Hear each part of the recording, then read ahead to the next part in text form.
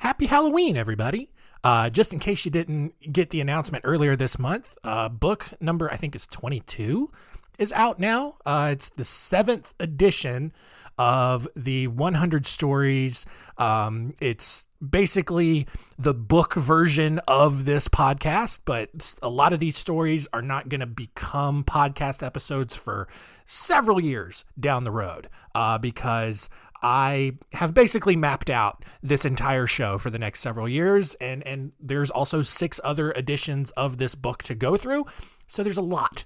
All right. And so if you're really curious, you want to get more stories, check out the 7th edition of the 100 Stories, The Lesser Known History of Humanity. It's got a green cover. You can go to johnhensonwrites.com to find out where to buy it. Thanks. Our Weird World.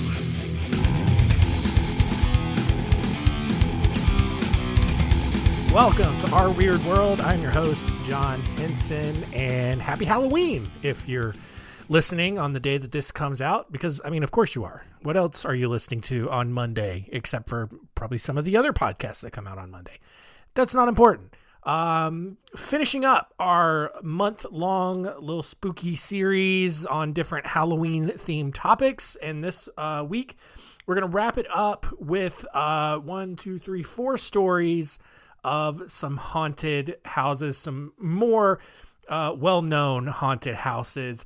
We're going to look at the story of the Octagon House, Raynham Hall, the Whaley House, and the Pickens County Courthouse. So let's get into it.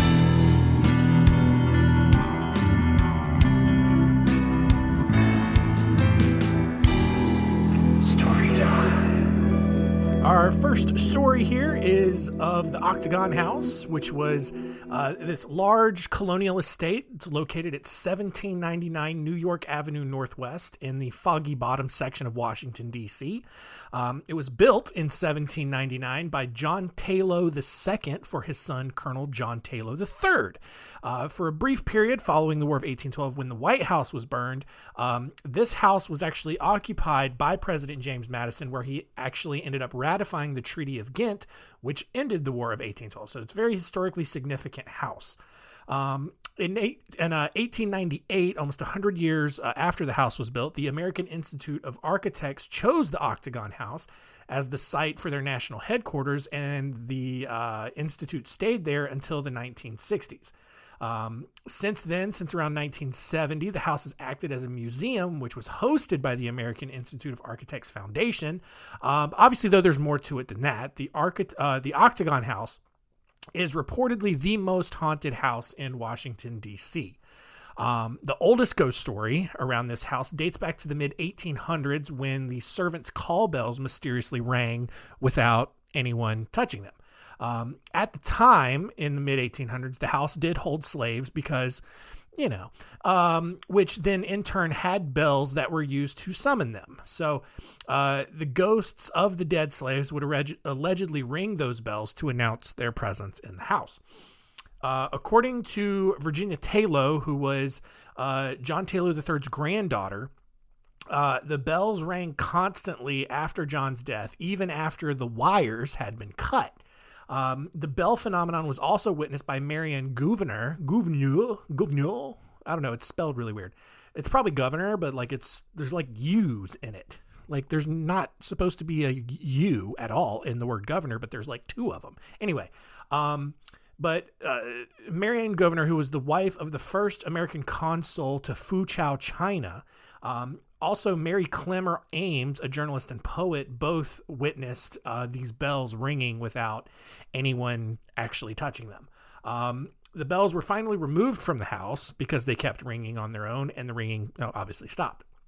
Other people have reported seeing Dolly Madison's ghost at the Octagon House. And Dolly, who was the wife of President James Madison, allegedly haunts several buildings around Washington, D.C. Like all over D.C., people are seeing Dolly Madison. But in the Octagon House, she hosts parties with other ghosts and has been seen in the front hall and the dining room. Sure.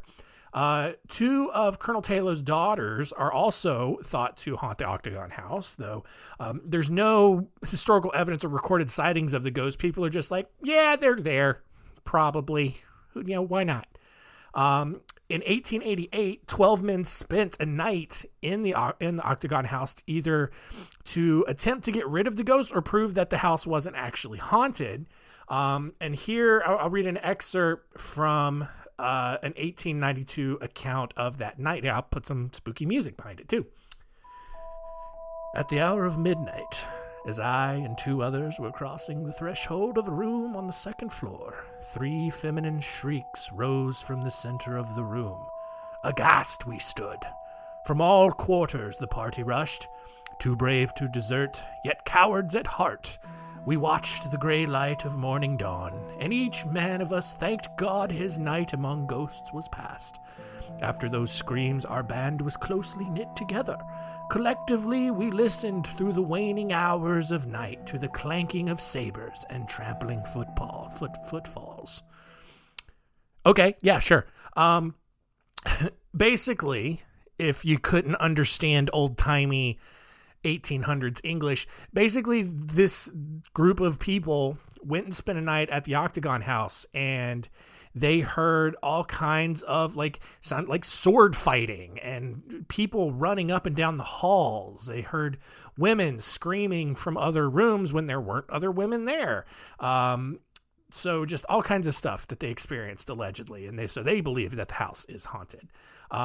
Additionally, sightings of men in 1800s military uniforms have been seen. A gambler who was murdered in a 3rd-story bedroom has also been spotted in the room where he was killed. Rustling fabric has been heard on the staircases. A lamp hanging in the hallway often swings by itself because, I don't know, ghosts, man. Our second story is of Raynham Hall. So at one point in the 1720s, Lady Dorothy Walpole had an affair with Thomas Wharton, 1st Marquess of Wharton. Marquess was a rank above Earl, but below a Duke, which is just below a Prince. So, I still don't know if all of these titles actually meant something.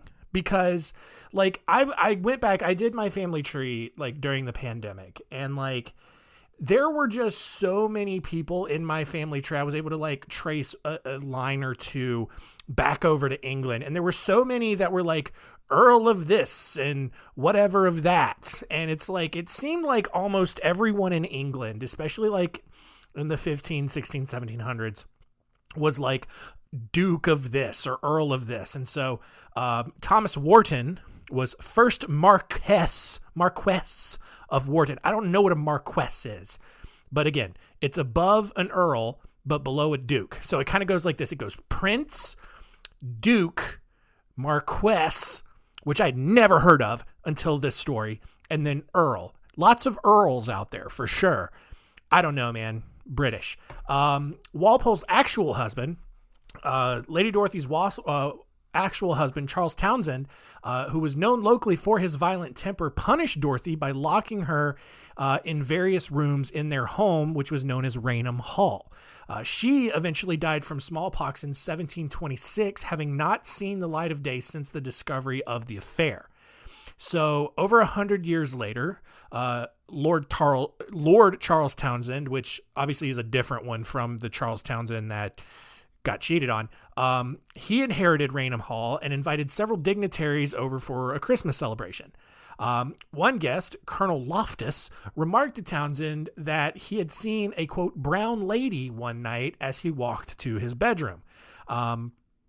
You'll see what that means here in a second. It's probably not what you're thinking. The next night, Loftus saw this brown lady again in the same outdated dress, which was brown. That's why, not brown as in he saw a black woman and was like, "Hey, boy, what's that?" Because, it's 1700s. That most British people hadn't seen black people yet.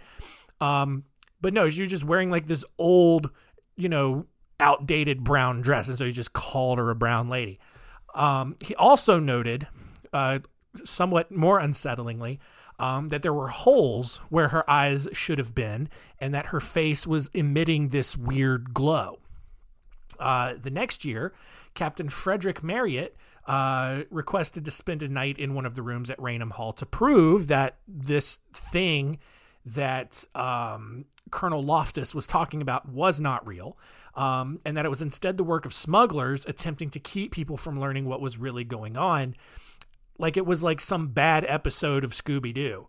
But on the third night of his stay, Marriott was walking back to his room with two young boys in nothing but his underwear, which, I don't know. He was also like going back after checking out their new gun, which sounds real suspicious. All right, you got this old dude walking back to his room in the middle of the night in nothing but his underwear with two young boys after he just, quote, went to check out their gun. Sure, bud. But it was late, and Mary, allegedly, you guys, there was nothing going on. He was just in his underwear because no one else would be awake to see him in his little undies, whatever. It wouldn't be a big deal. So as this Marriott and these two boys walked along this long, dark hallway, Marriott noticed a glowing light approaching him. He wasn't sure if it was an actual person, but not wanting to be seen in his underwear, he ducked in behind the door of an empty side room in the hallway and waited for the figure to pass. And as the light got closer, Marriott realized that it wasn't a person. It was, however, the same person in a portrait that was hanging over his bed at Raynham Hall, the brown lady, that he was convinced wasn't real. Startled and confused, Marriott then grabbed his gun and prepared to jump out at the figure and demand some answers. But before he could, the figure stopped, and apparently it was carrying a lamp, and raised the lamp up to reveal her face and just like shot this really malicious smile at his direction. And this terrified and also angered Marriott at the same time. And so he leapt from his hiding place and fired a shot at the brown lady. And once he shot, the figure immediately vanished, and obviously it didn't shoot anybody because there wasn't anybody there. And the bullet lodged itself in a doorway at the opposite end of the hall. The brown lady has been seen various times since then, including a pretty decent photograph that appeared in a 1936 issue of Country Life magazine. You can actually, you can look it up right now. The Brown Lady of Raynham Hall, Raynham. You can see this picture. Looks like a ghost lady standing on a staircase. Skeptics, however, doubt the authenticity of this image, which, again, like I said, shows this woman descending the stairs of Raynham Hall. They think it's an accidental double exposure, which is an issue that sometimes happened in old-timey photo development where, multiple images were imposed on a single photograph. They also think maybe light somehow got into the camera shot that then resembled the shape of a lady. Who knows? But the brown lady, one of the more famous ghost sightings in the world, mostly because of that picture that was published and all of these stories and sightings to kind of back this up. Our next story here is of the Whaley House. And after building a successful life as a businessman in California during the mid-1800s, Thomas Whaley took his family out to San Diego and built a new home for him and his wife, Anna. The house was considered one of the nicest buildings in San Diego. It had mahogany and rosewood furnishings, had Brussels carpets, damask drapes. I don't know what any of that means, but apparently it's nice.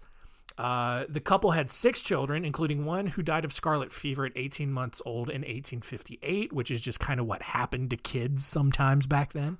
But after that child's death, along with a fire that destroyed the general store that Whaley ran, the family moved north to San Francisco. And after rebuilding their lives, the couple then moved back down to San Diego, back into the Whaley house a decade later. One of Whaley's daughters, Violet, married a man named George T. Bertolacci on January 5th, 1882. But 2 weeks later, as the couple was traveling back to San Diego from their honeymoon, Violet woke to find that her husband had just completely left her. That's mostly because Bertolacci was a con artist who had only married Violet for the large dowry that he thought he would get for marrying a member of the Whaley family. Because apparently you still got dowries back then. I don't know when dowries stopped. Like as far as I know, my family didn't give my wife's family a dowry. I don't know. I don't know. Maybe, I don't know if it was ever an American thing, to be honest. Like, it might be just like more of a European thing. Definitely like Middle Eastern and other cultures like that, pretty sure. But I don't know. Whatever. But here's the thing. So because Southern California at that time was still a very strictly Victorian society and not this just super liberal urban hippie landscape that we know today, Violet was actually shunned by the rest of society out there for having lost her husband and then subsequently living unchaperoned without a man. Because women can't be left by themselves. They'll just get into all kinds of shenanigans. But the divorce was finalized a year later, and Violet sank into a deep depression. And then on August 18th, 1885, Violet committed suicide by shooting her father's .32 caliber gun into her chest. Her suicide note, which came from a poem by Thomas Hood, read, "Mad from life's history, swift to death's mystery, glad to be hurled anywhere, out of this world." And man, I get that. Like, you know how you just have days where you just like don't want to do life and you just would rather be anywhere except on this planet with all these knuckleheads just surrounding you with their dumb incompetence, right? Like all the planets in the solar system, and the cat is going crazy, which is like kind of unsettling right now because I'm doing this episode on haunted houses. It's very dark in the house and the cat's going crazy. I mean, it's nothing. It's just me being, engrossed in the stories. There's no ghosts anywhere, but like also I'm like kind of listening for sounds and I'm kind of nervous, which is fun. It means I'm alive. At least that's what my therapist would tell me.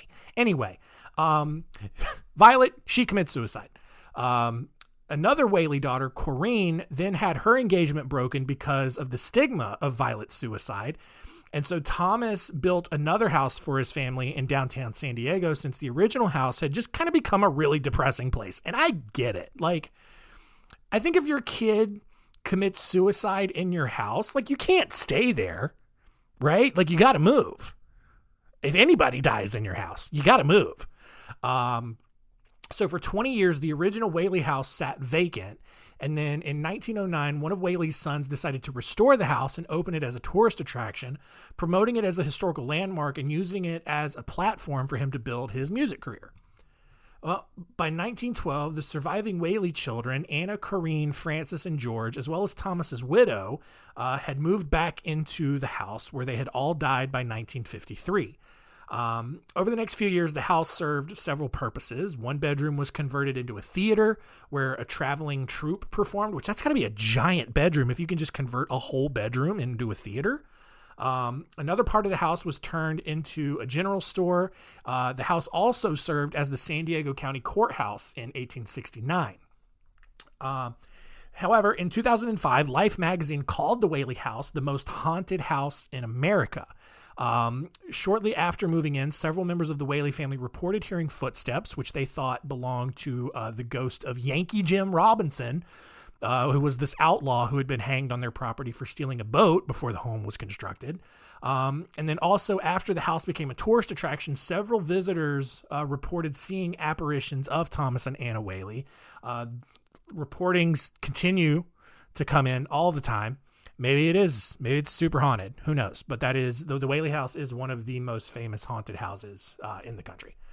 Our final story here is of the Pickens County Courthouse, where for a period of 40 years, from 1877 to 1917, 15 black people were lynched in Pickens County, Alabama.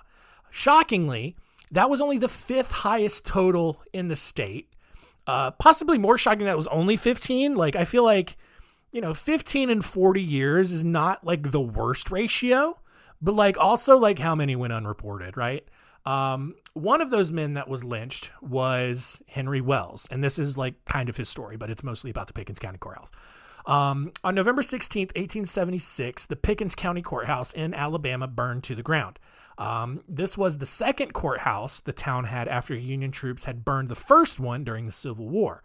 And because it was the South at the end of the Reconstruction period, money and resources were pretty scarce. But since people in the 1800s took like strange and inexplicable pride in like their local courthouses, the townspeople banded together and rebuilt the courthouse again the following year. And I really mean that. Like, I don't understand why every courthouse in a county seat, even if it's like the most rural podunk counties, the courthouse is like this grand piece of architecture. Like, I said architecture, really? Architecture. So, like, I don't know. Who cares? Like, it's only just serving like traffic tickets and finalizing divorces for the most part, right? Like, it might get a murder case every now and then, but like, I don't know. It's crazy that the courthouse, because everyone hates the government now. I don't know. Maybe people in the 1800s really liked the government, especially in the South, right? I don't know. Just very, very strange to me. Why that's the case, at least in this country. I don't know what it's like anywhere else. Once the courthouse had been rebuilt in 1878, people began trying to figure out who had burned the last one down. Many eyes and fingers pointed to Henry Wells, who was a freedman with a reputation for being a troublemaker, and also because he was black. Despite a lack of concrete evidence, Wells was arrested and charged with arson, burglary, carrying a concealed weapon, and assault with intent to murder. And maybe he did all this. I don't know. But as more people learned of the arrest, the white Democrats in the town gathered into one of white people's favorite kinds of groups, right? An angry mob. White people love an angry mob. Get them some tiki torches and pitchforks and signs. Oh, white people love a good sign, right? Just some clever wordplay. Man, you show me a crowd full of angry white people, I will show you a group of people who feel like they're doing the Lord's work. The sheriff of Pickens County, knowing what the townspeople wanted, decided to take Wells to the top floor of the courthouse and told him to stay hidden. But as the mob grew outside the courthouse, Wells got nervous and he walked over to get a view. And he opens the window and he yells out, like, "I'm innocent. If you kill me, I'm going to haunt you for the rest of your lives." And the crowd didn't know where Wells was. They didn't realize he was yelling at them from the top of the courthouse. And they looked around for whoever was yelling at them. And just as people were looking around, a bolt of lightning struck nearby, illuminating Wells's face to the angry crowd below. And with that, the mob knew where he was, and they broke into the courthouse, dragged him outside, and lynched him. One of the 15. The next day, a member of the previous night's mob walked by the courthouse and glanced at the courthouse window. And he was shocked to see Wells's face in the window with the same expression that he had had following the lightning strike the night before. He couldn't believe it. He figured he was just like hungover, didn't think this was real. But as he fetched more people to see the image in the window, everyone else confirmed that it was there and remembered the statement that Wells had made last night that he was going to haunt them for the rest of their lives. Since then, Wells's face has been ingrained on the window pane. Despite several rounds of Windex, heavy-duty washing, scrubs, like it never went away. On one occasion, a powerful hailstorm allegedly knocked out every window in the courthouse except for the one with Wells's face like printed on it. The pane is, at least as of a few years ago, is allegedly still visible.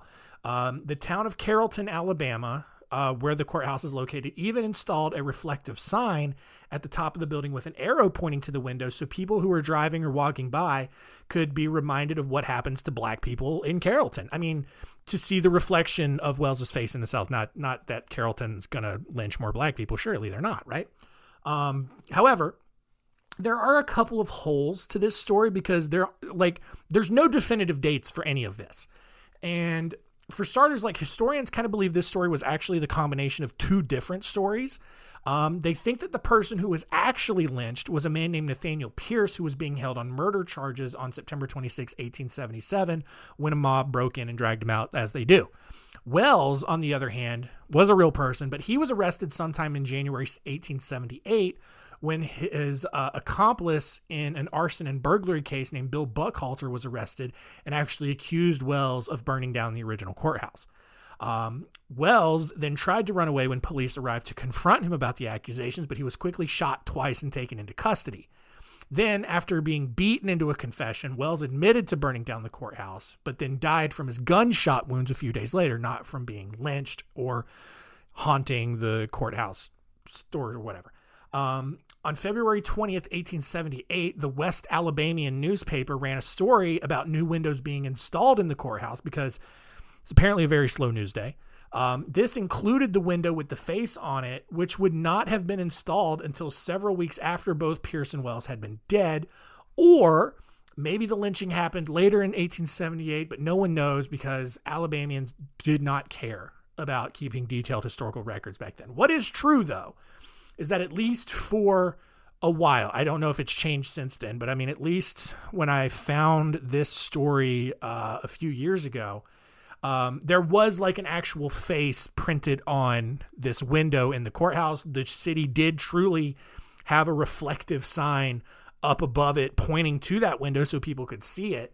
Whether the story of this Henry Wells guy was the reason behind it, no one really knows, because it was mostly just like stories that were passed down. It wasn't like actual like concrete historical record, but that is the end of today's stories.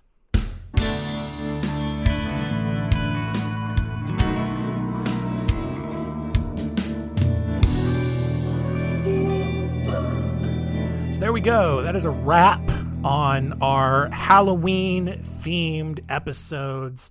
Tomorrow's my birthday. Going into my Jesus year. So who knows? Because what's going to happen? Because 2022 has been just a random dumpster fire after a train wreck after a train wreck of a dumpster fire. Like, it's meh. I'm ready for it to be over. Hopefully my Jesus year won't end in me being crucified for the sins of mankind. I don't know. That's goals, right? I don't know. Let's see what we learned today.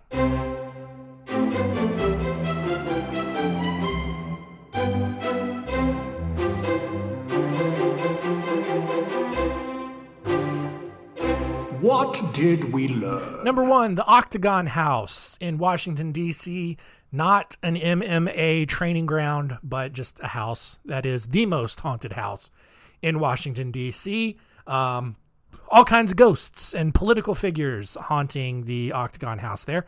Number two, the brown lady of Raynham Hall, not a brown lady, she's just wearing a brown dress.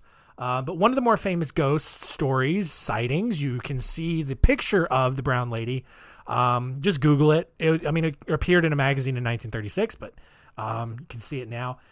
Number three, Pickens County, Alabama. Are they racist? Maybe. They used to be, lynching all the black people. And maybe a black man's face, a scared black man's face, was imprinted on the window by a lightning strike. I don't know how that works, but that's how the story goes. And now it's a ghost. Probably. Maybe. I don't know.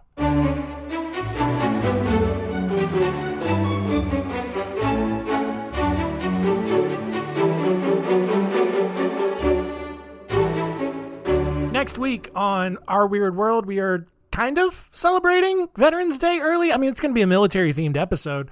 We're going to look at some lesser-known stories from World War II, some more lesser-known stories. We've done this before, but this will be a part two.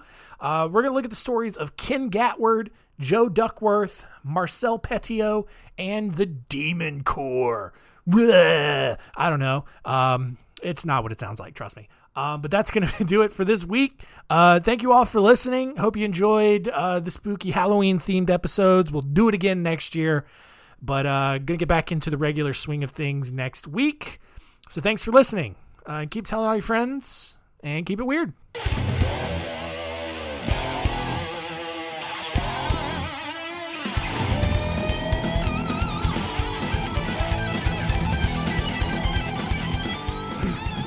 Now, would you think it's so?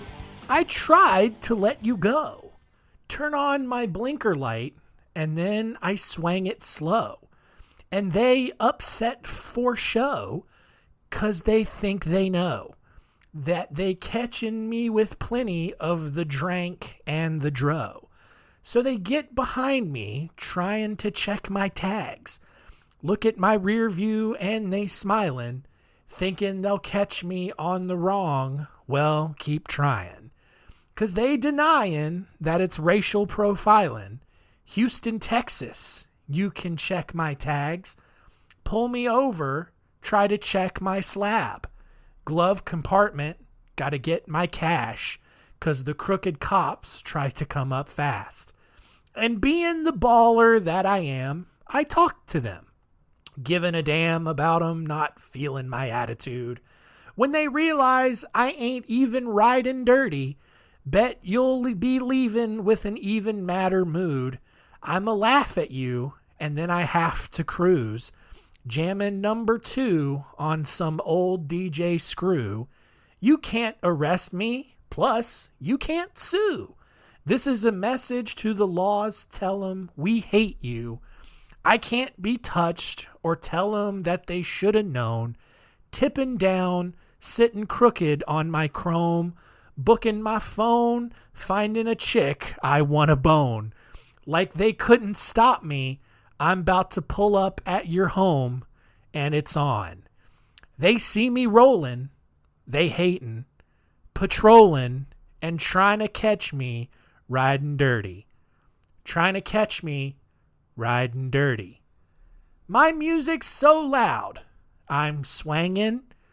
They hopin' that they gon' catch me riding dirty. Trying to catch me riding dirty. Trying to catch me riding dirty. Trying to catch me riding dirty. Trying to catch me.